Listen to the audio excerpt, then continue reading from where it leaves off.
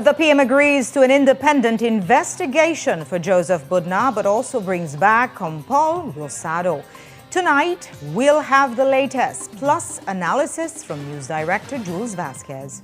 And Jareem Smith, he was the target of Friday's shooting on the Philip Golson Highway. And now he's the police's most wanted. Tonight, you'll hear from his mother. Plus, a Nicaraguan doctor will face trial for dropping something in a male nurse's drink. We'll tell you what happened in court today. Also starting tomorrow, Belize will join 3 other CARICOM states in implementing full free movement for their citizens. We'll tell you what it means.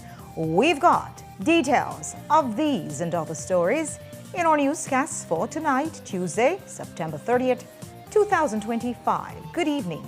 With your news, I'm Indira Craig.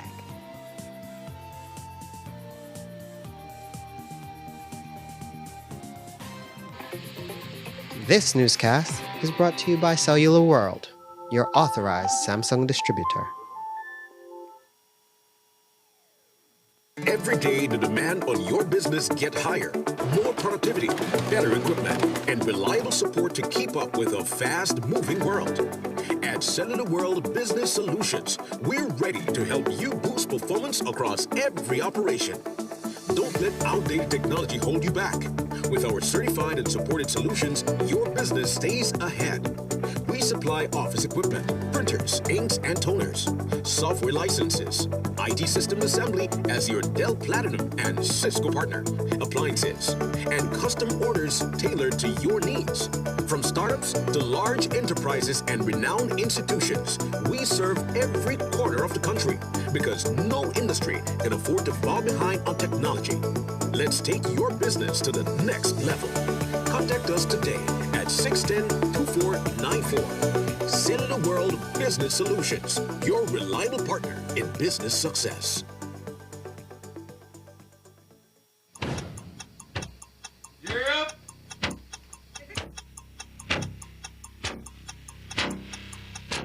These charter means aren't We're navigating along the coastline. This morning, the 2023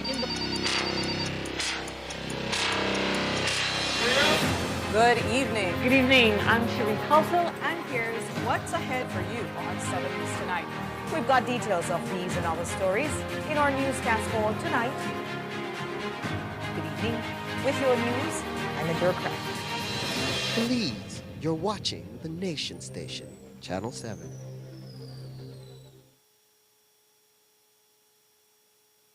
En Atlantic Bank, tu comodidad es nuestra prioridad. Nuestro centro de contacto está diseñado para mejorar tu experiencia bancaria. Con una amplia gama de opciones de servicio al cliente, ahorras tiempo y esfuerzo. Puedes llamar fácilmente para bloquear o desbloquear tus tarjetas de débito y crédito, realizar consultas de cuentas y acceder a información detallada de tus tarjetas.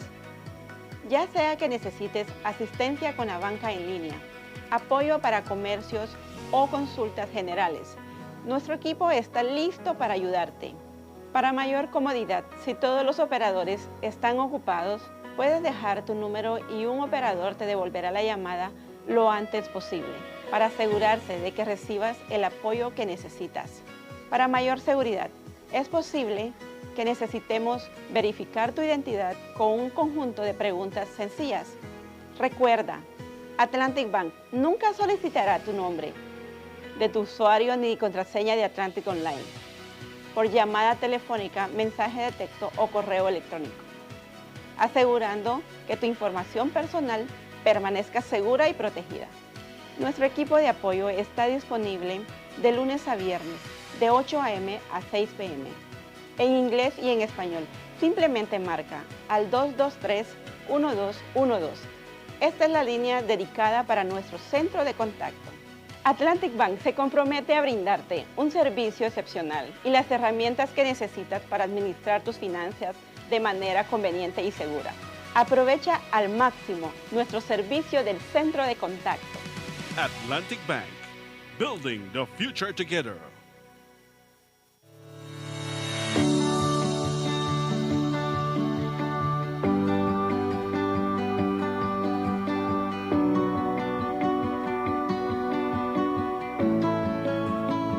a pleasure really for me to join you here today in an important milestone in Belize's journey towards sustainable transportation, where we officially hand over these 3 intercity buses to the management contract awardee, the Westline Bus Company. This project is directly aligned with Belize's raised ambition under its updated nationally determined contribution to the UN and its low emission development strategy. And we are very happy to support these national commitments and ensuring that Belize can meet its targets for climate action and for sustainable development as a whole, while modernizing its transport sector. I'm happy that Westline was chosen as the first private partner of the government of Belize. We worked very hard in putting this project together. We think that it is about time that the transport industry in Belize improves. We here, all of us, can share in the vision of one day in Belize very soon, in the next few years. We do not have to be subjected to a mediocre, substandard bus service for our people. One of the messages we want to take from here today is that when we work together, when we're not afraid to imagine and see that if we work together, we can turn these things into reality.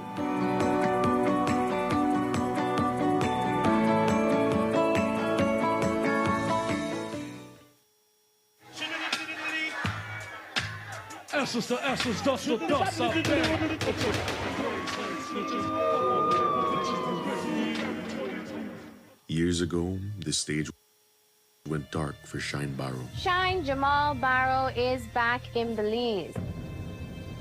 But he never wanted to be here. I don't want to be in Belize. Grant me a visa. Being a parliamentarian was not my ambition in life. I could very well be a billionaire right now. I could have very well sold hundreds of millions of records more. So he used us first to get a diplomatic visa so he could film a multi-million-dollar vanity project about his own greatness. We saw where his priorities were. In the middle of the campaign season, Barrow flew out of the country en route to New York City. He never cared about us. And now that they've let him back in, We are going to do 2 more albums because we have a TV series coming out. so that's what it was all about. That's why he's held our opposition hostage, why he's given more power to the most despotic government in Belize's history, and why we as a nation have no hope for the future. So now, Shine, you've gotten what you've always wanted. Hello, babes. New York City. It's time you do the honorable thing and step down.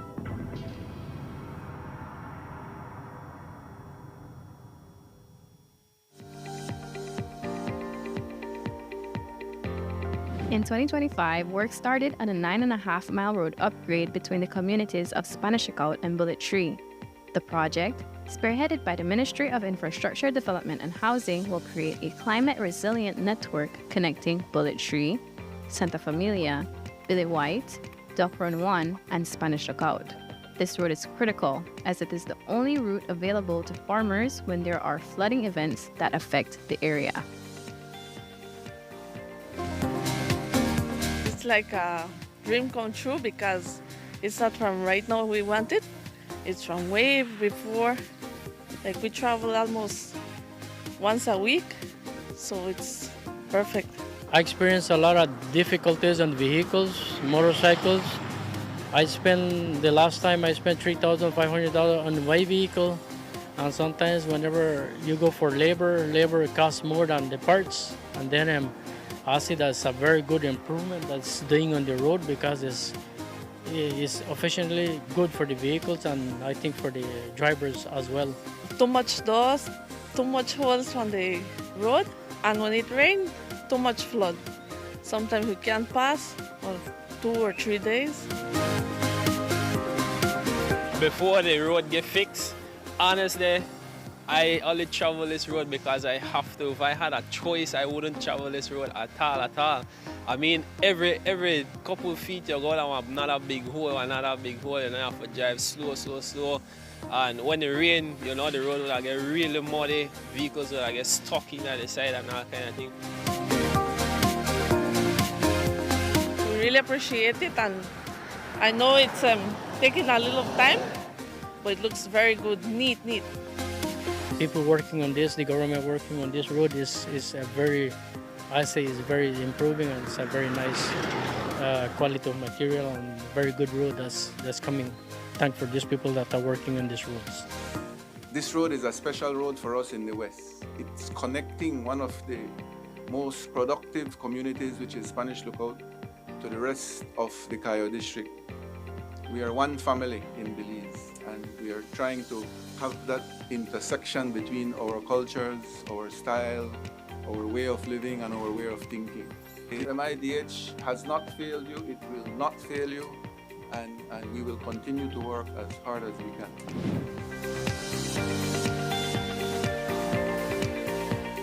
Nando's Wholesale is the distributor for the full line of Badia spices, including the original complete seasoning, the perfect combination of ingredients and spices prepared to enhance the natural flavor of your favorite foods. Also, cinnamon powder for all your desserts, fruits, and beverages, and as special dishes. All these are available in commercial sizes or restaurant packaging. Nando's products are available at your local retailer or contact us at 222-5000.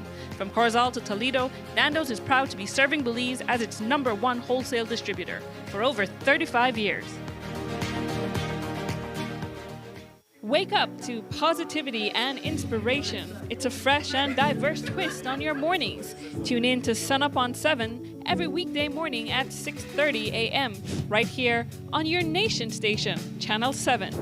It's the morning show you don't want to miss.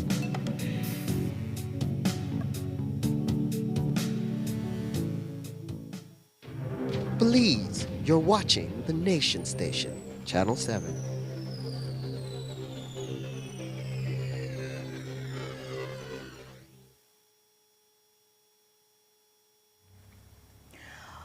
Prime Minister John Bersenio has agreed to an independent investigation into the abduction of Joseph Budna. And the Commissioner of Police, Richard Rosado, has been cleared of wrongdoing and will return to his post.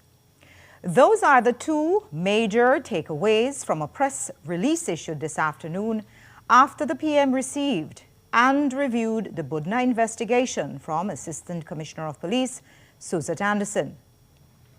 The release says, quote, based on the high level of public interest in this case, the report made two recommendations which were accepted by Cabinet. One, the recommendation moving forward is that an independent investigation be conducted in relation to this incident. Two, that none of the police officers assigned to this inquiry be allowed to make any statement to the media or within the public domain in order to safeguard the integrity of the said inquiry in the event that the matter is addressed in a court of law. Cabinet agreed to refer the recommendations to the Attorney General for legal guidance on how best to give full effect to this recommendation. Considering the fact that the evidence, as disclosed in the inquiry report, does not in any way implicate Commissioner of Police Dr. Richard Rosado, Cabinet has requested that his leave of absence be discontinued and that he return to active duty effective immediately. End quote. Now, there's a lot to unpack. And we have our news director, Jules Vasquez, in studios to share his analysis. Jules, welcome again. Jules, you should be jumping for joy. You were the first to have requested and called for an independent investigation with the Prime Minister. Yes, I should be, but I'm not. Okay. I made that What's recommendation on, I made that recommendation on or about September 3rd on this channel or on the beef, one of them. And we are now dealing with 27 days later.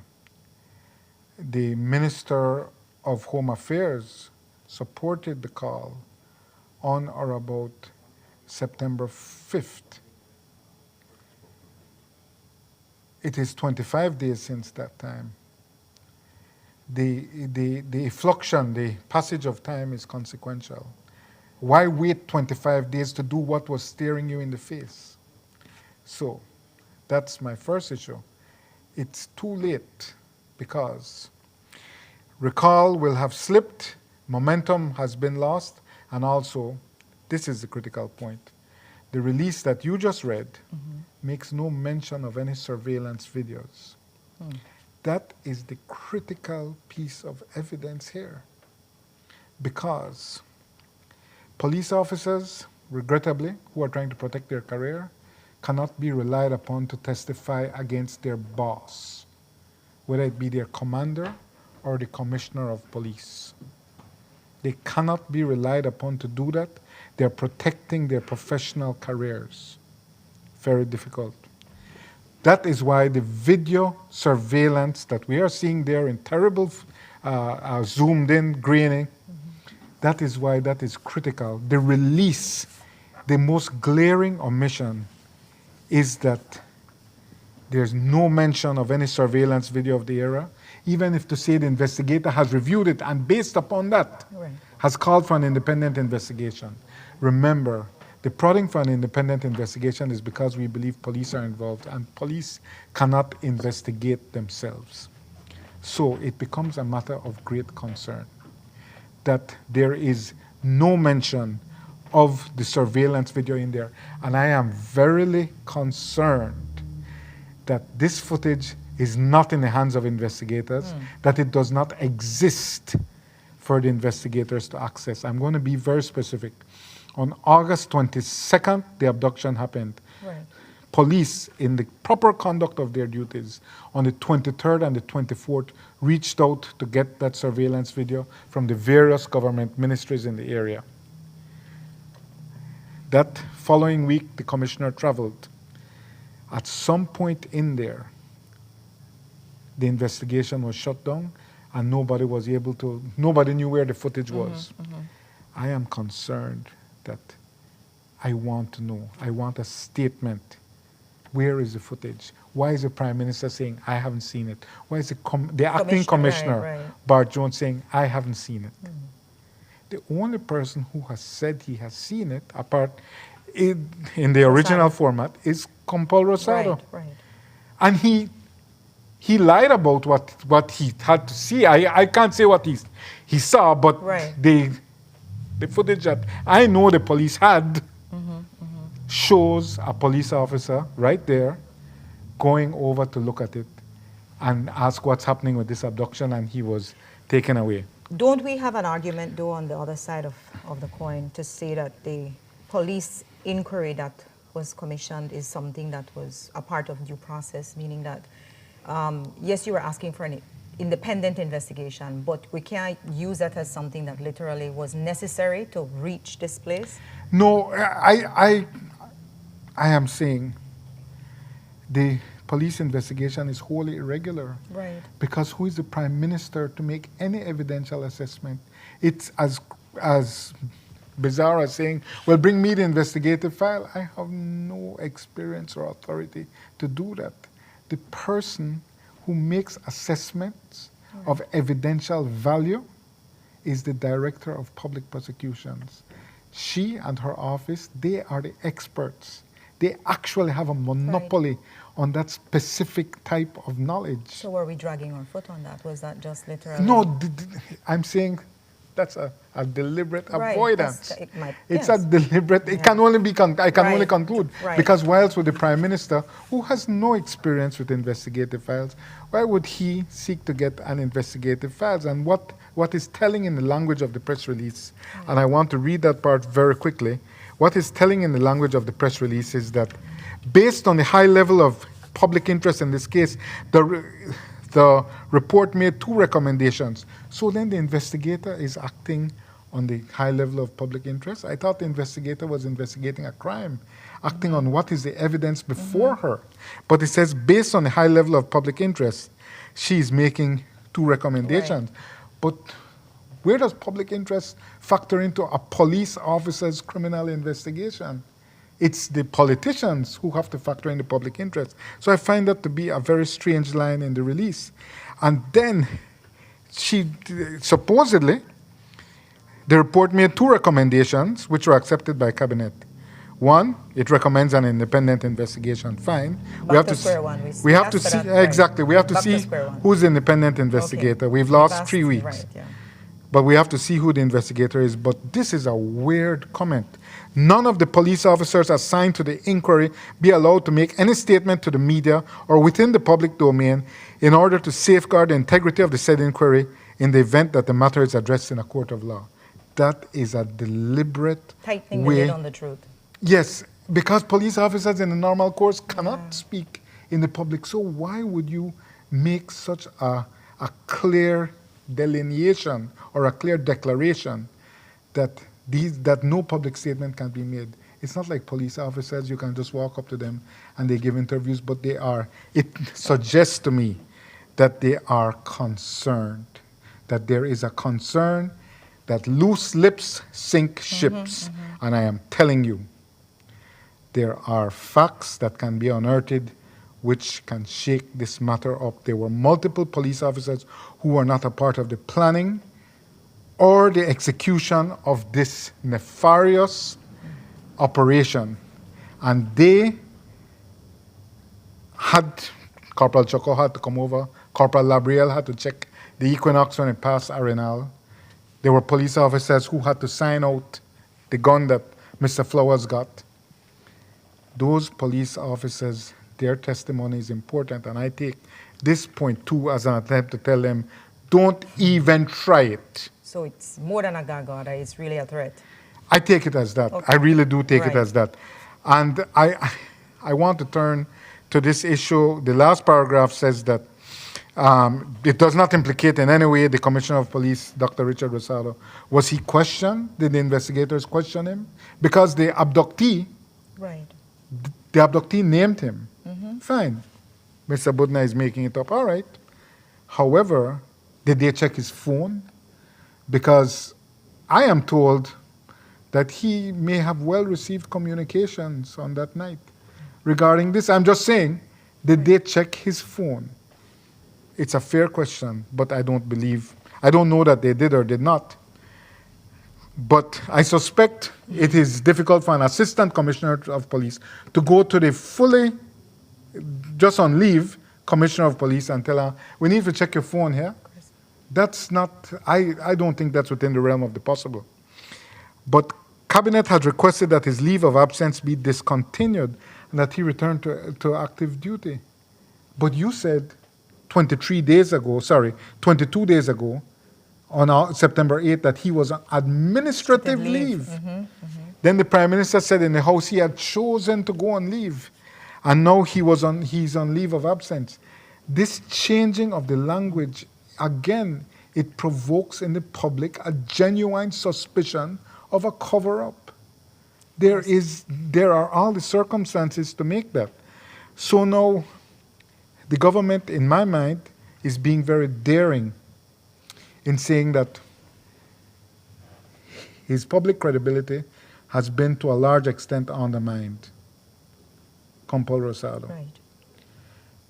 His internal authority within the department has been significantly eroded. I cannot speak to every police officer, but everyone I speak to, and I speak to many, they believe there was a cover-up. They believe that their colleagues were involved in the abduction. That's what they believe. So I'm just saying, they think that it is their opinion. This is not a fact I'm stating, that the Compol may have had knowledge. And I'm being as soft as possible. I am saying here, how do you bring this person back and expect him to be an authoritative figure when in the eyes of many in the rank and file and outside in the public, he is compromised. Remember, policing derives from legitimacy. The authority of the police to execute their duties derives from the public's acceptance that they are legitimate users of force. That's what legitimizes the police, the public confidence. If you don't have that, you're on a slippery slope. So now it's up to me, the government is just saying, we're not going to do about it. We're going to bring back Rosado. Is that what so-and-so said? Is that how you feel? Well, we're going to bring them back. Make us say we're going to do about it. So to me, it's very daring by the government, but they rarely lose in calculations. You know, it's a new style of governance that I see Mr. Trump is very effective at. What are you going to do? We're going to get back? Okay, wait till you get pleased again. I really think that's the course the government is going. And what worries me also in there is that now this report will be sent to the Attorney General. Still not the DPP. I don't know why they have to send anything to the Attorney General. They will send it to the Attorney General to advise on how to go about appointing an investigator. I don't know that. So we're taking a bit of time again, because this is going to be another amount of time. No, in road. This time, hard drives could be, even if the data was erased from the hard drives, it can still be recovered. But the farther it goes, the harder it is, right? They can still recover data from erased hard drives. And I'm talking about the surveillance videos. So now, I find it strange, and the AG is a man known to take much legal advice himself. The Attorney General is a man known to seek advice from attorneys. So I'm saying, how much longer will it take? That's my concern. I don't know that if they're serious, do they really need the AG to advise on how to go about appointing an independent investigator? Was this within the realm of what you had anticipated, though, Jules? Because how should the public read it? Because it seems that GOB is really protecting institution rather than wanting to get to the bottom of this. Oh, yes, so without doubt. Wasn't this in the realm of what you had anticipated? What did you expect to have happened? That's fair. What did you expect? Indeed, I think that we couldn't have expected anything else. We have to wait and see who the independent investigator is. It may be, they may surprise us. It may be somebody truly who we can accept as truly independent and who can operate free of government or police oversight. However, if evidence, the one that is damning, is not available and is not brought to the case, then well, if there's no surveillance video, of course. If there's no surveillance video, it's very concerning. Yeah. But again, the statements of a number of key police officers, at least 4, is very important. Okay. And then, you know, the release speaks about integrity. And I want to quote exactly the line where it speaks about integrity. It says that it speaks to ensure the integrity of the said inquiry. Right. It speaks about the integrity. Hence the gag order. Well, why not have integrity and let the investigator come forward and speak to the public? Be transparent. She's an excellent, an expert police officer. Yeah. Why can't she have some type of press engagement? Obviously, she won't talk about what they know or don't know, but make yourself, if you want to show integrity. But I think integrity in that paragraph is just used as a word to try and enforce this illusion that keeping people quiet is the best thing, which we know is never the best thing. What concerns me also in there is that they speak about the alleged kidnapping. It's still being, so the investigation, the preliminary investigation is finished. Is it still an alleged kidnapping? The man is in Guatemala. He is gone. He's gone. He's gone. He's gone. He sent me a note from there yesterday. He's gone. He's gone. I don't think we have to call it an alleged abduction. We have video of him. Yes. Why? But I'm saying this language concerns me, right? Because it continues. You see the clear streaks of obfuscation, right? The language isn't even consistent, though. That's the part that's most concerning, because it keeps changing. Indeed. And so if it's an alleged abduction, that is alleged. Did he then kidnap himself? Are we to believe that? No, sir. It's an abduction done with the involvement of police officers. That is what the evidence shows. What are we calling out now at this stage in the game? I just want to avert to one more thing on the language. Okay. One more thing, if you'll indulge me. It says in relation to this incident, the press release says in relation to, is this an incident? This is a crime, my good people. This is a crime. I think we can say it's a crime. What concerns me is, again, this soft-shoeing language. Like, oh no, they take this thing serious, Brett. A citizen is abducted in front of a police station and secreted across to Guatemala. And accusing no less than the commissioner and the police officers. So, right, indeed. Indeed. So now, you know, I just have a lot of concerns, and there's a lot to unpack. So yes, we got the independent investigation, but my greatest concern is there's no mention of the surveillance video that we and so many others have called for the release of. And I will stress again, quickly indulge me, when a crime of this scale, of this magnitude happens, it is standard for surveillance video to be released so that the public can help. They still don't have the Equinox. They still do not have the Chevy Equinox, and you know why they don't have it? Because they did not ask the community to help. See something, say something is the mantra for the community being engaged. They don't want anybody to say anything. They don't want anyone to say anything. If they wanted to, they would have released the video. On the first day, they got the video on Saturday or Sunday, 23rd or 24th of August. Nobody. 7 weeks later, no one is talking about it. What are we asking for at this stage? We have to wait and see who the independent investigator is. Okay. But what we are asking for is, I need a discussion of where the video is. Okay. Also, I would like to see the report, but I'm saying that the public needs a more comprehensive understanding of what is in the report than a press release from the cabinet. I do not trust the cabinet to make any evidentiary assessment. I do not trust them. Do we need the DPP to be involved at this stage? I think, in my opinion, the DPP should have called for prosecution to be started. I understand the DPP cannot arrest or on their own investigate, but they can give the police directives. Maybe I'm living in a fantasy, but I think everyone can see a crime has been committed, and the commissioner of police is saying he has not watched this video. How interested can you be in the law and order of the life of a country, the prime minister and the acting commissioner, when they have not made it a point to watch the video?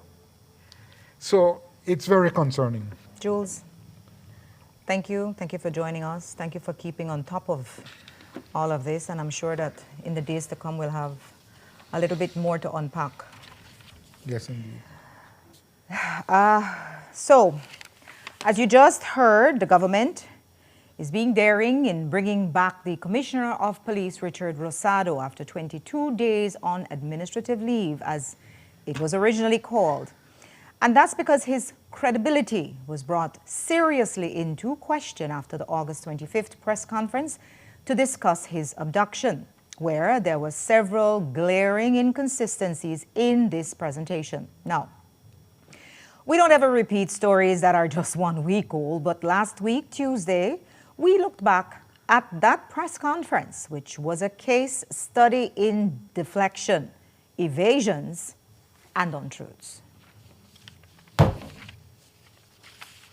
We do know that there was a confrontation among 4 individuals. One of them fit the description of Joseph Budna, who was placed in it appears to be a car.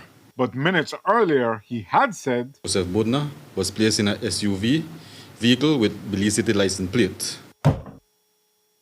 Our investigation so far has not revealed that any police officer approached those individuals, and it was shown in the camera footage that only the confrontation were among 4 individuals. Rosado refers knowingly to the camera footage, but then why did he lie about what is clear to be seen on the video, which is Corporal Choco responding and being waved away by one of the abductors? The challenge that came to us was when we had to follow leads or misleading leads that diverted or took a number of our investigative capabilities. Initially, in the information we were getting was several description of several different vehicles. The truth is that the police officer at the station, in fact, any officer at the station who cared to look just 100 feet down the road, could have seen that it was a sky blue Chevy Equinox, which had actually blocked the street leading to the police station. The abductors took Budna through the checkpoint in Arenal. You have to realize that in Arenal we have several ways to reach to Arenal. Through the Santa Rosa, they are almost a 3 route. Almost and also not quite. That is both deflection and untruth in one. There is only one way for an SUV to make it to the Arenal field in 3.5 hours from Orange Walk.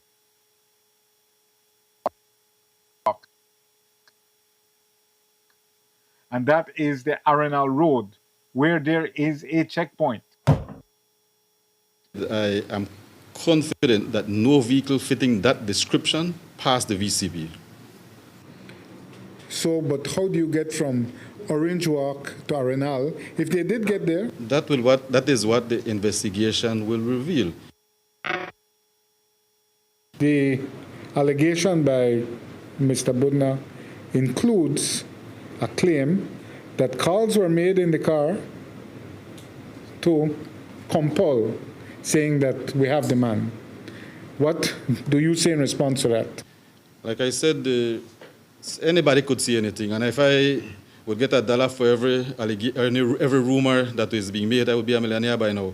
But we are taking all reports. We are following all investigative leads, and wherever that leads us to, the chips will fall where it may. But it's an evasion because he didn't answer the question of whether he did get a call. And also an untruth because police were not following the main lead. They could not have been, since Rosada had already declared there was no possibility of police involvement. Let me be unequivocally clear. The police department was not involved in the apprehension or the alleged extradition of Mr. Budna. An untruth, which of course led to an evasion. There is no assurance of transparency once there's an allegation of police officers and police are investigating. Allegation like this is what creates a vacuum of trust that I must correct, that I must see how we can be more transparent and accountable. That is also an untruth because investigators were in fact being told, as they were that night, to look away from the truth. Has there been any specific conversation with Mr. Dubon, the officer commanding for Orange Walk, if the allegation is true, which Budna claims that he sent him all the particulars of the vehicle the abductors were in? That was not communicated to me by Mr. Dubon, and I'm sure if that was communicated, if he had that information, that would have communicated to me or my operational commander, and that was not communicated to us. That may also be an untruth. Budna insists he told Dubon. It will be left to see in what Dubon will tell investigators. And if Budna is right, then it will mean that he would have to have the courage to counter the commissioner's claim. Rosada's return was effective immediately. We'll take a break now. When we come back, a rival gang fired 90 rounds to try and kill him. But he survived, and now Jareem, 32 Stain, is the most wanted man in the streets and by police. Tonight, we'll talk to his mother. Don't go away.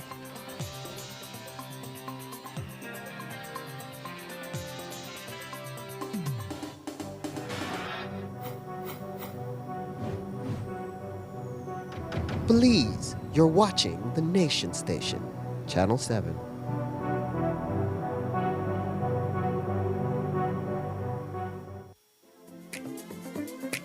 Here's how to be a part of Benny's Homecation in 3 easy steps. First, download the B-Bucks app and sign up to be eligible. It's fast and easy. Then, shop at any Benny's location or Benny's entity. Remember to choose products from our monthly Homecation jackpot categories to earn entries.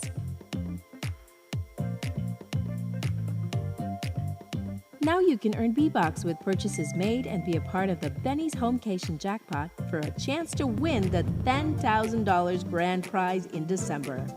Win the ultimate homecation with Benny's, quality and savings.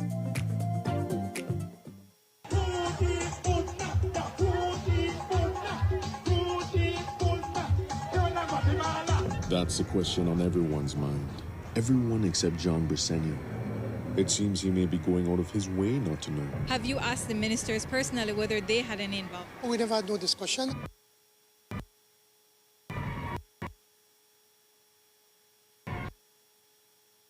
He didn't ask. Why would he choose not to know? Or does he already know the answer? Is that why he put his constituent in charge of the investigation? He rejected the Minister of Home Affairs suggestions for an independent investigation. This is not a good faith effort. Or why he's refused to release any of the surveillance videos? So there is erasure, there is suppression, there is diversion. Do you expect that it will include the aspect of the footage being deleted? I have no idea about that. The Prime Minister offends every principle of how our democracy works because he refuses to report to the people who elected him. If you wanted to get to the truth, and you don't, you are perpetrating a cover-up. He hasn't asked the questions everyone wants to know. He rejected an independent investigation. He has no idea about deleted evidence. The song on the street is Who Thief Budna? But maybe the real question is, who is Prime Minister Briceño protecting?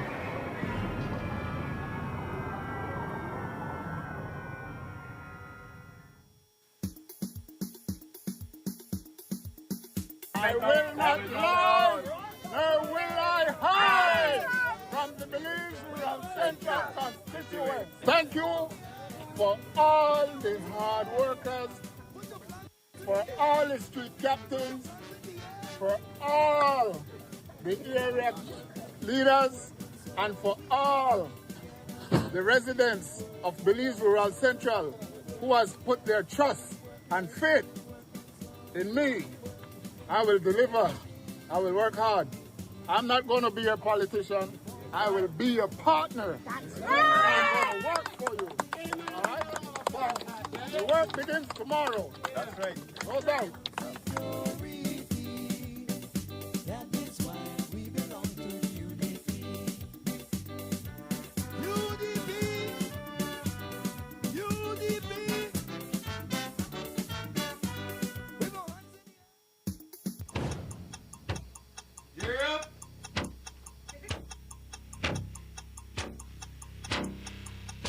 These charter mints aren't We're navigating along the coastline. This morning, the 2023.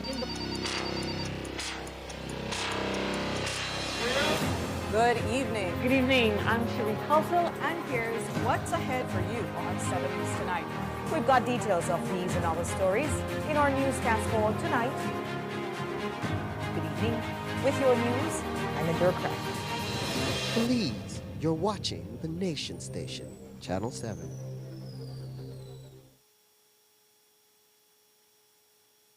Welcome to the V Department Store. We are conveniently located on Coney Drive in Belize City. That's right on Coney Drive in Belize City. At the V Department Store, we offer a wide variety of groceries, cosmetics, kitchen appliances, kitchenware, electronics, and more. We've also recently expanded to the second floor to better meet your household and office furniture needs. We now have a wide variety of furniture, home decor, and accessories. We have a shared vision for a comfortable and customer-friendly shopping experience. Visit us today and be warmly greeted by our reasonable prices and cordial staff. The V Department Store. Experience the ultimate shopping destination.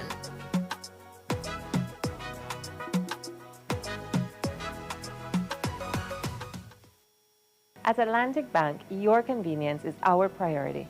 Our contact center is designed to enhance your banking experience. With a wide range of customer service options, you save time and effort. You can easily call in to block or unblock your debit and credit cards, perform account inquiries, and access detailed card information. Whether you need assistance with online banking, merchant support, or general inquiries, our team is ready to help. For added convenience, if all operators are busy, you can leave your number and an operator will return your call as soon as possible to ensure you receive the support you need. Depending on your transaction type, we may need to verify your identity through a set of security questions.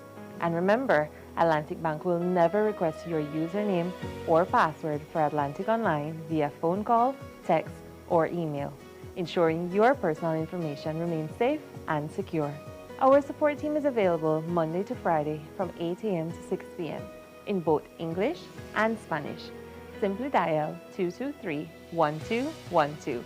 This is a dedicated line for our contact center. Atlantic Bank is committed to providing you with exceptional service and the tools you need to manage your finances conveniently and securely. Take full advantage of our easy-to-use contact center services today. Atlantic Bank, building the future together. Nando's Wholesale is the distributor for the full line of Budna spices, including the original complete seasoning, the perfect combination of ingredients and spices prepared to enhance the natural flavor of your favorite foods. Also, cinnamon powder for all your desserts, fruits, and beverages, and as special dishes. All these are available in commercial sizes or restaurant packaging. Nando's products are available at your local retailer or contact us at 222-5000.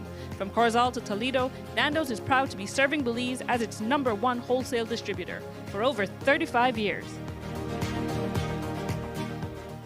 Wake up to positivity and inspiration. It's a fresh and diverse twist on your mornings. Tune in to Sun Up on 7 every weekday morning at 6:30 a.m. right here on your nation station, Channel 7. It's the morning show you don't want to miss.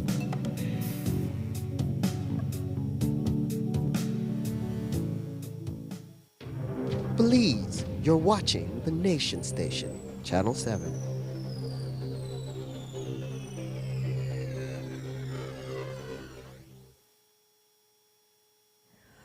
On September 3rd, Jareem Stain was targeted on Coney Drive as he left a magistrate's court. His vehicle was shot up by men on motorcycle, but he escaped unharmed. And then on Friday evening, he was targeted again when the vehicle he was in was targeted with a massive hail of gunfire. But again, he escaped unharmed. And while he was the target, tonight police have a wanted poster out for him. And that's because they believe 23-year-old Stain, known as 32, is driving a lot of the gang violence on the streets right now. They say he is the leader of a faction of one of the gangs currently at war. His family says the police are distorting the truth and that they are the ones being made to suffer from constant police harassment. His mother and his aunt spoke to us today off camera at their home in the Martins area. There's no kind of way to live, sir. You can have no peace of mind, nothing. As you shut your door, 15 minutes or 20 minutes, you see the policeman, they come in, they barge in, and they look for crime stain. And I get tired of that.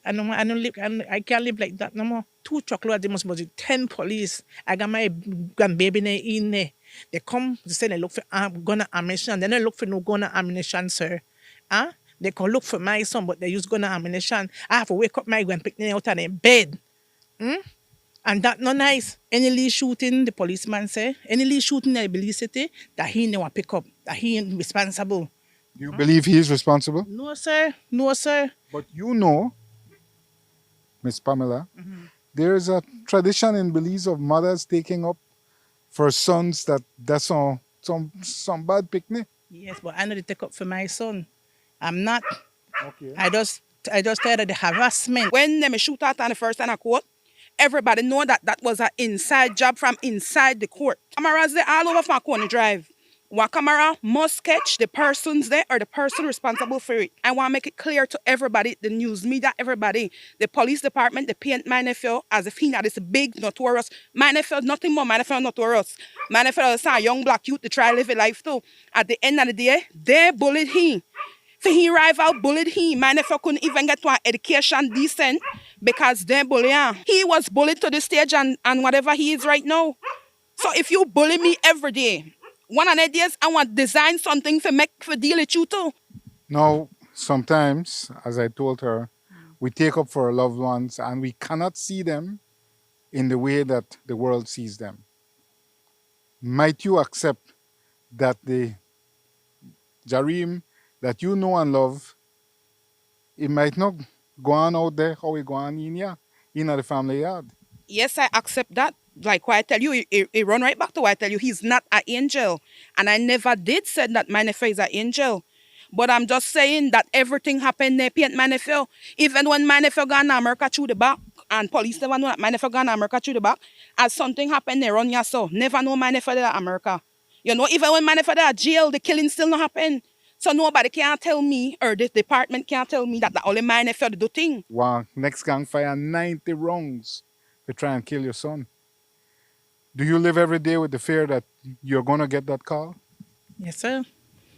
What's Someday, terrified, worried. Within a few weeks, ma'am, they tried to kill your son twice out the road. Would he be safer if he were in police custody? They say he's wanted now. You know, safe no way, because the police are just like the bad man me. And then work And then work side. So it not safe no way. No way not safe. How does this end for you? Well, I don't know, sir. But I feel what kind of way. Right?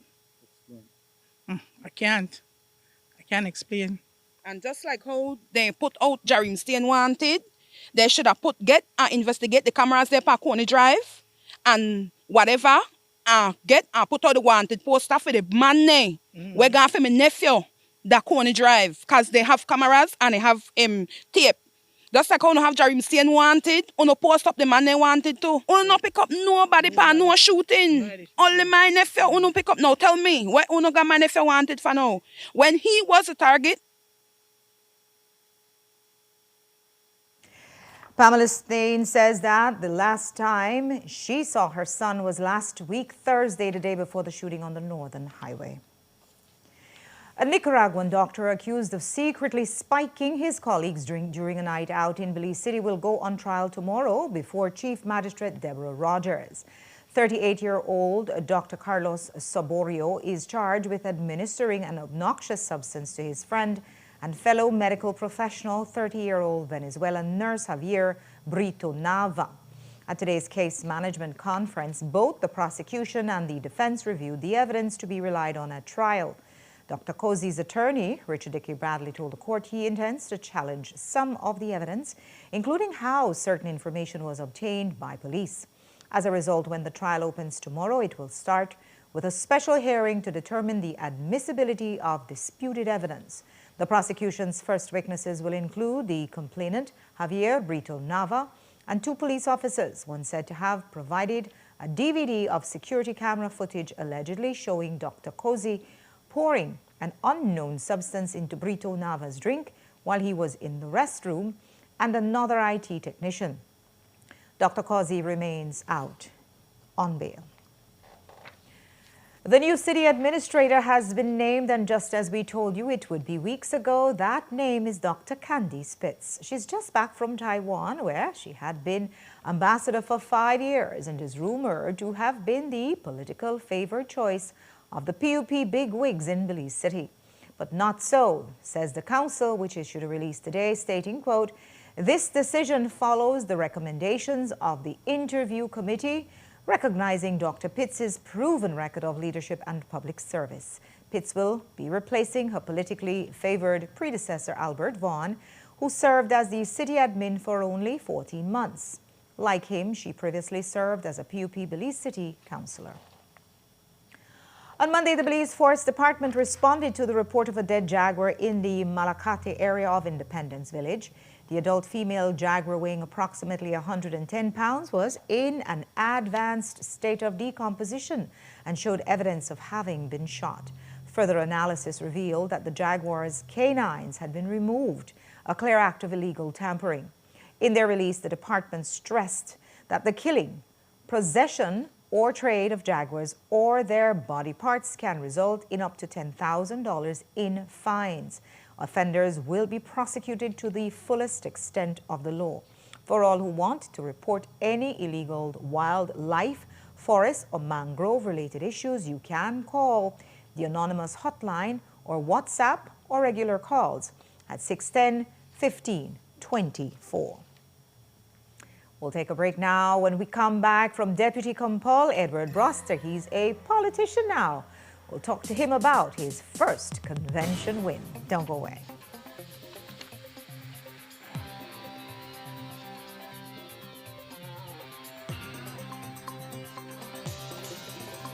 This newscast is brought to you by Cellular World, your authorized Samsung distributor.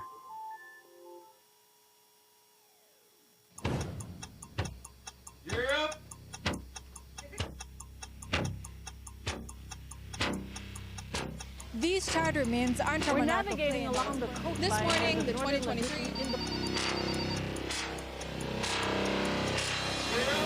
Good evening. Good evening. I'm Shirley Halsell, And here's what's ahead for you on 7 News Tonight.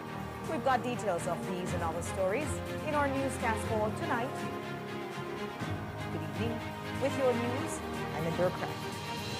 Please, you're watching the Nation Station, Channel 7.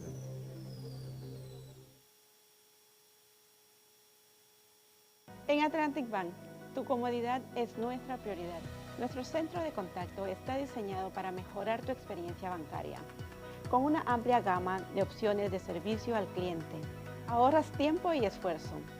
Puedes llamar fácilmente para bloquear o desbloquear tus tarjetas de débito y crédito, realizar consultas de cuentas y acceder a información detallada de tus tarjetas. Ya sea que necesites asistencia con la banca en línea, apoyo para comercios o consultas generales, nuestro equipo está listo para ayudarte. Para mayor comodidad, si todos los operadores están ocupados, puedes dejar tu número y un operador te devolverá la llamada lo antes posible para asegurarse de que recibas el apoyo que necesitas. Para mayor seguridad, es posible que necesitemos verificar tu identidad con un conjunto de preguntas sencillas.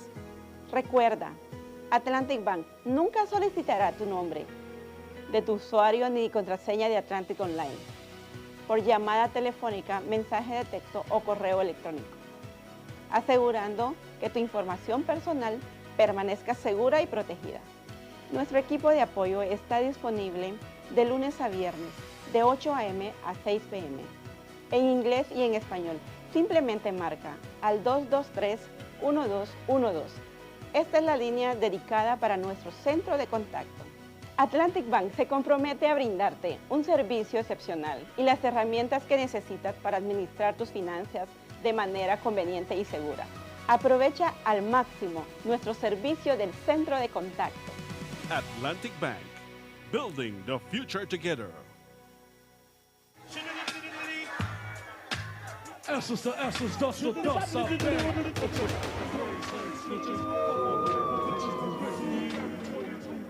Years ago, the stage went dark for Shine Barrow. Shine Jamal Barrow is back in Belize. But he never wanted to be here. I don't want to be in Belize. Grant me a visa. Being a parliamentarian was not my ambition in life. I could very well be a billionaire right now. I could have very well sold hundreds of millions of records more. So he used us, first to get a diplomatic visa, so he could film a multi-million-dollar vanity project about his own greatness. We saw where his priorities were. In the middle of the campaign season, Barrow flew out of the country en route to New York City. He never cared about us. And now that they've let him back in, We are going to do 2 more albums because we have a TV series coming out. so that's what it was all about. That's why he's held our opposition hostage, why he's given more power to the most despotic government in Belize's history, and why we as a nation have no hope for the future. So now, Shine, you've gotten what you've always wanted. Hello, Bibs. New York City. It's time you do the honorable thing and step down.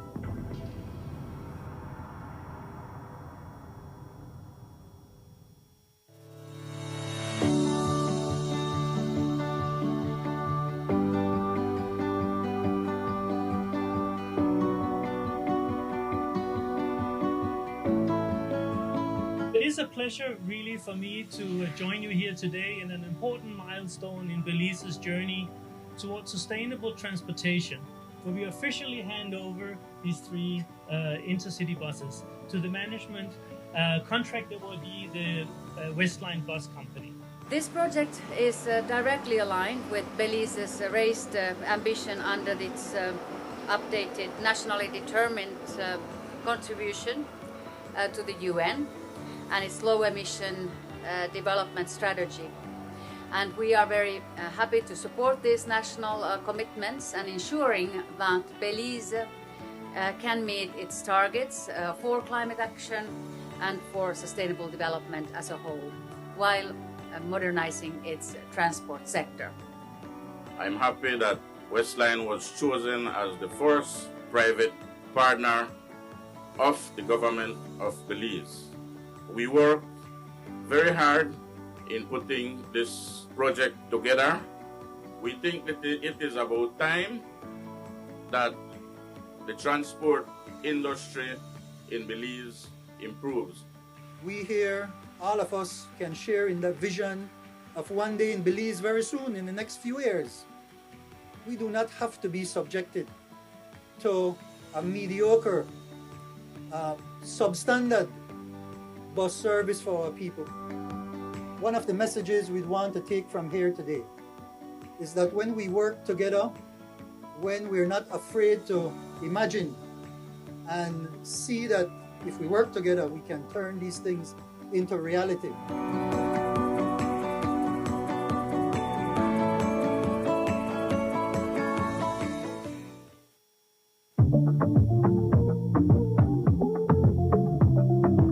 On 8 October 2025, voters of Key-Cocker Village in the Belize Rural South Electoral Division will have an opportunity to be a part of history by voting in a referendum. It is your decision and choice to vote. Exercise it.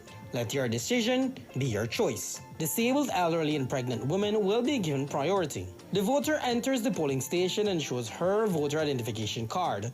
The poll clerk announces her name in an audible voice. The first poll clerk verifies the particulars of the voter on the voters list, while the second poll clerk verifies the particulars in the electoral binder.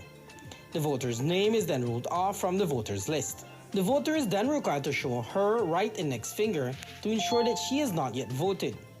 The voter's right finger is then dipped up to the first joint in the indelible ink. The voter is then directed to the presiding officer, who initials the ballot paper and issues it to the voter. The voter then proceeds to the polling booth and marks a cross in the box of her choice on the right-hand side of the ballot paper. When the voter has marked her vote, she folds the ballot paper so as to conceal the vote, shows the presiding officer her initials, and then places the ballot paper inside the ballot box. The voter then exits the polling station. Remember, you are permitted to vote for a yes or no choice only. Electors are encouraged to take along their voter identification card to their polling station to facilitate the process. Your ballot paper will be considered void and not counted if it does not have the presiding officer's initial, the voter has voted for more than one choice, the ballot paper is not marked for any choice, the ballot paper contains any writing or marking that can identify the voter, and the ballot paper is unmarked or void for uncertainty. Let your choice be your voice. A message brought to you by the Election and Boundaries Department.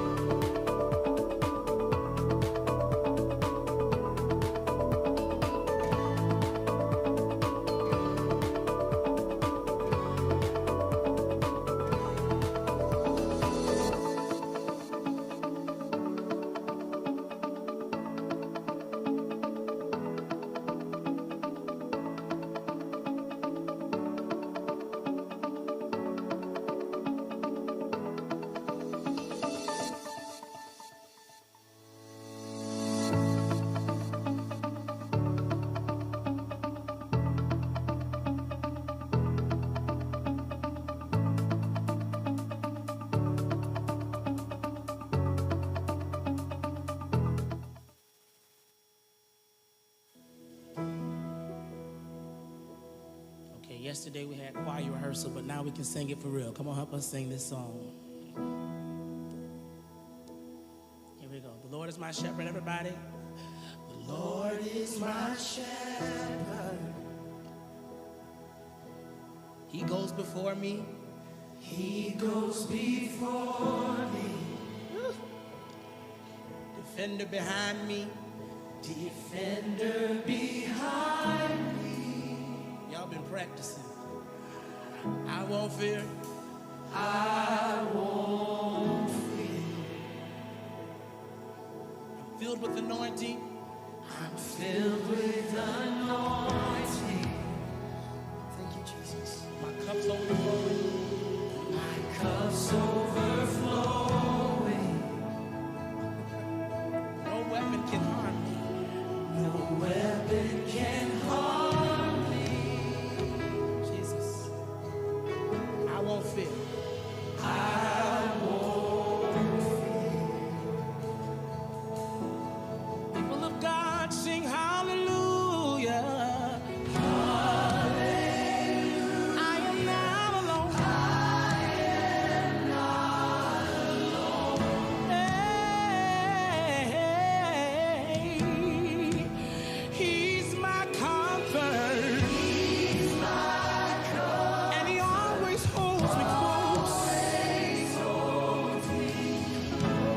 Somebody just shout Jesus right there. He always guides me. He always guides me. Through mountains and valleys. Through mountains and valleys. His joy is refreshing. His joy is refreshing. Restores my soul. Restores my with confidence, mercy and goodness, mercy. Belize, you're watching the Nation Station, Channel 7.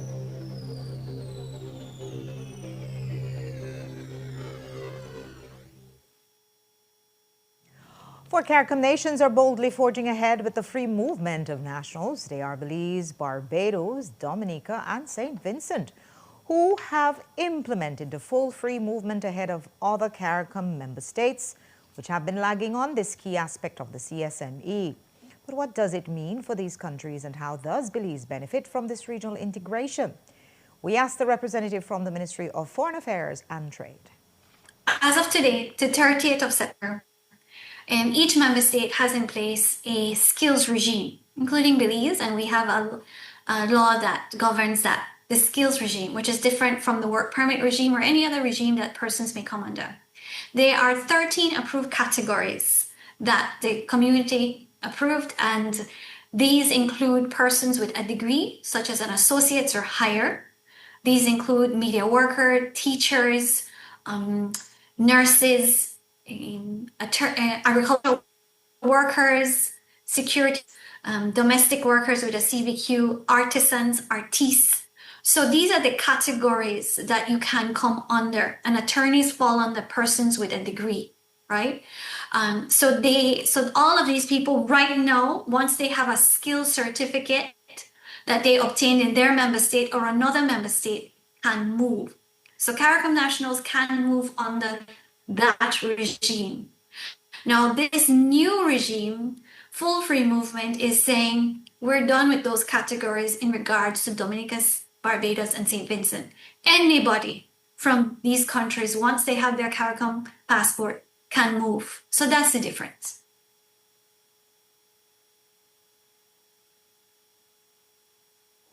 And the Prime Minister of Barbados, Mia Mottley, today addressed her nation as the transition. She said it is the truest sense of regionalism. This is not a one-way arrangement. This is a regional road, and it runs both ways. We are proud to be one of the 4 pioneering countries in this journey, and know that future generations will be inspired by our tenacity and our commitment to progress. This was, my friends, the vision of the founders of CARICOM, of whom our own Errol Barrow, as I said, was one. Now, some of you have asked, will we be safe? My answer is yes. because the law and the systems are clear. First, the law of our community, as dictated by the Caribbean Court of Justice, has long set out a number of clear principles. Any government may refuse entry to a person who poses a genuine threat to national security or is likely to become a burden on the public purse. Equally, any government may refuse entry to a person on the basis of public health concerns, as we learned recently, all of us, in the COVID-19 pandemic. These principles remain in place. He was known as a career police officer who rose up the ranks to be the Deputy Commissioner of Police under Chester Williams. Since then, Edward Broster has retired, but instead of slipping into the shadows, he's made a surprising resurgence into public life as a UDP politician. On Sunday, he surprised some when he had a massive victory in the Belize Rural Central Caretaker Convention, besting his opponent, Kerry Belisle, by a margin of 822 to 285 votes. Today, he discussed his hopes for a political future with Jo Marie Lanza. Well, my bodily mark told me that I've always emphasized the mantra of if you see something, say something, do something, right? So we saw what was happening with the United Democratic Party, and I decided to lend my credibility and integrity to the process in trying to unify the party and bring Tracy Taylor-Panton as the leader of the party and move forward. Everybody know the disarray the United Democratic Party was in and still is in at this time. Come November, we will ensure that we have a viable party that will enable us to overcome those challenges that happened in March of 2025. And I'm sure that we will be victorious. The residents are tired of politicians coming to visit them for an X, and then they don't see them for the next 5 years and treat them with disdain and disregard. And like I told my constituents, I will not lie to them and I will not hide from them, and I'm going to work for them. So we have a good feeling that we will turn Belize Rural Central UDP come the next general election.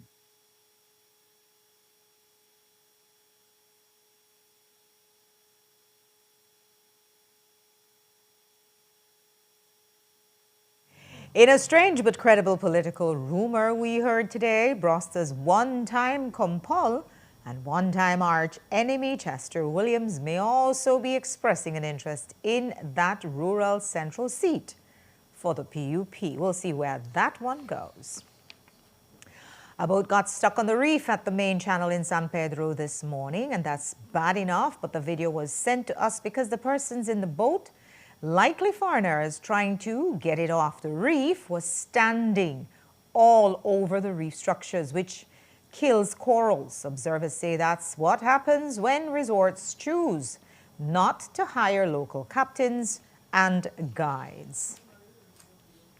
Last week, you heard from the proponents and architect of the marijuana referendum on Kikaka. Well, yesterday on Sun Up, we heard the other side of the argument. Kikaka Chairman Selena Jimenez Fuentes, primary school teacher Deborah Borland, and Senator Louis Wade discussed their hope, not dope campaign and why they are against the legalization of marijuana on Kikaka. Here's Teacher Borland expressed on the couch this morning on Sun Up.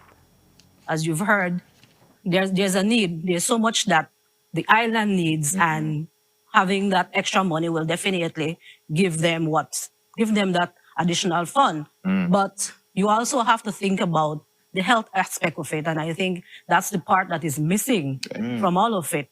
Because from experience, I can tell you that all the benefits that they want us to believe, it's not true.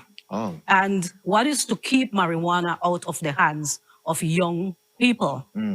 I have an experience. I've had a son. I have to say had because he's no longer with us. Okay. Who was exposed to marijuana. He didn't buy marijuana. I didn't give him money to buy marijuana. Okay. That's not something that is used in my household. But he got access to it. All right. And so what is to stop adults who enjoy marijuana and want to get these young people hooked on it. What is to stop them from now giving it to them? What is to stop them having it more in schools? We're already seeing the struggles in schools, in high schools particularly, where students find a way to smoke. You can say, I'm raising my child and my child is coming from a good home and he won't be exposed, but that's not true. Yeah. Once the access is there, peer pressure. My son was 12 years old when he started smoking. Where did he get it from?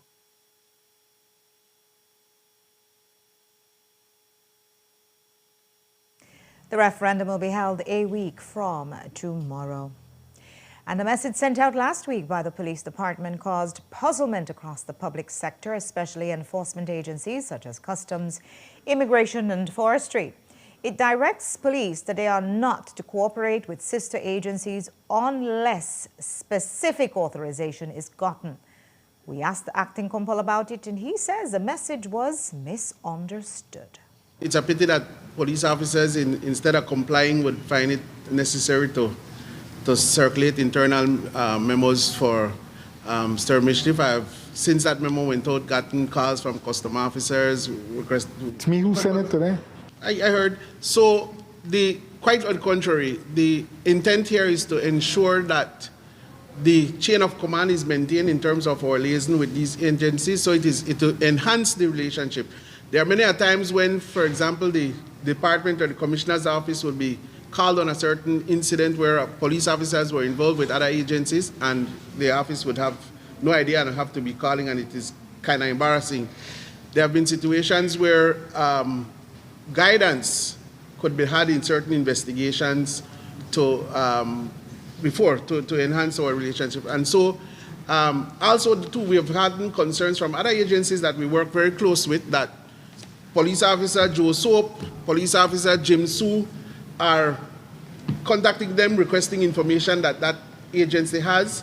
And so they're also asking that protocols be maintained in terms of the communications. How would they know that this is a this is a personal inquiry, or this is an official sanctioned inquiry that is being made to them? So the idea here is to enhance the relationship with these other agencies that which we continue to enjoy.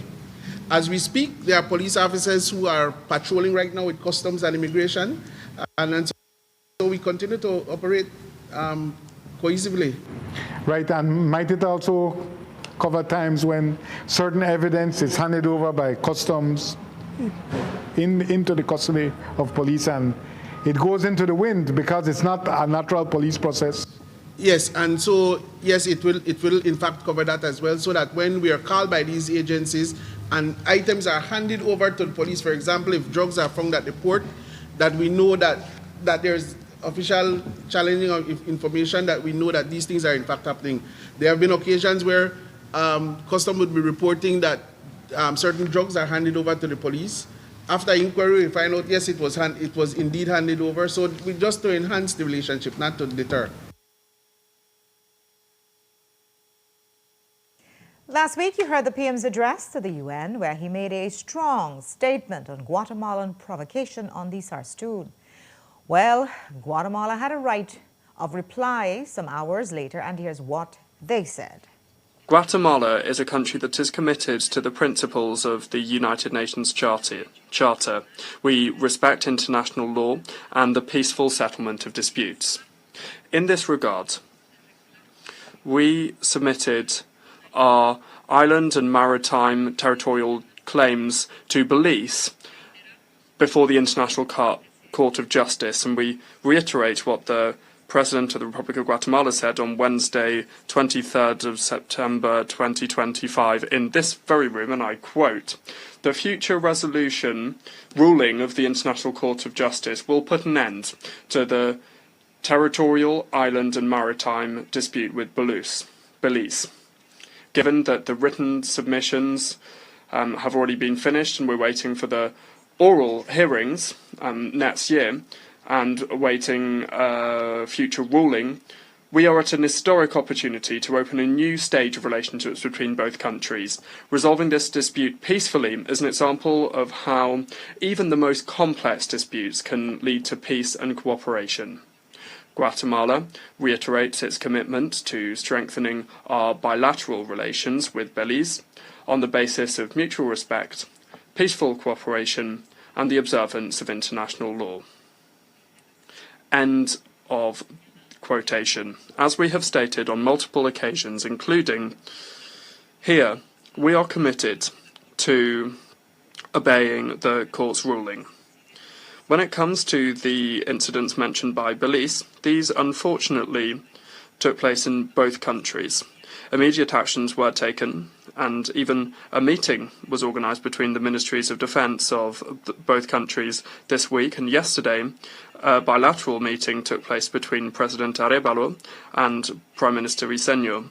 That's why we are surprised about the content of the Belize Prime Minister's speech. We're also concerned that there is an imprecise version being spread of what happened both in the domestic and international media, as well as in international fora such as the United Nations, CARICOM and the Commonwealth, which does not contribute to strengthening mutual trust and confidence, nor does it foster the environment required for a peaceful settlement of the disputes. Thank you. Doy la palabra.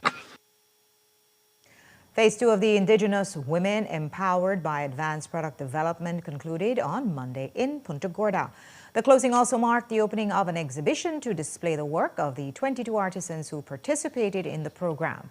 Here are the highlights from this event.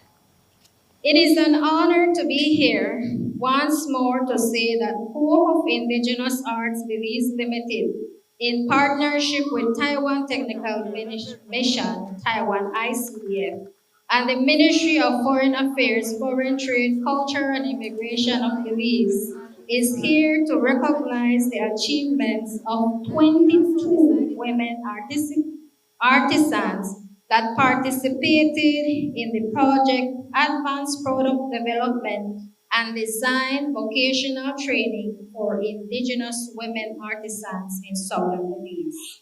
Over the past months, from June 20th, we started on a journey to advance the skills and knowledge of these women. They are already utilizing their traditional skills to create products to improve their livelihoods. The learning, the sharing of experiences, and being supported by experts in the design, fashion, and handicraft industry was remarkable. Not only did the women appreciate working with each other to plan, to design, and even experimented, but they were able to create, innovate, and represented their cultural heritage in their products. The advanced product development and design training was a very important training for us 20 women. As we continue to grow in our skills and prepare for using our knowledge to maintain our small businesses. Some of us may be just starting with the business idea, and we do sometimes look at our important skills as hobbies. However, with training like this one, it opens opportunity to explore beyond knowing what we do to elevating it to business opportunities. The training provided much needed support as we empower ourselves to embrace our skills more, learn from each other, work with each other, as only together we can move forward. I am a strong believer of social protection programs.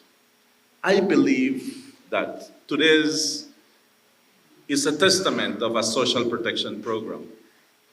But I am a champion of a multidimensional social protection productivity program. And what we are seeing today is not only a social program, but we are seeing a social program that is productive, that will be able to assist and help the beneficiaries of this project, those who have been able to upskill and reskill their human capital and to increase their human capital in a way that they would have not have had that opportunity if it would have not been through the support of our friends from Taiwan.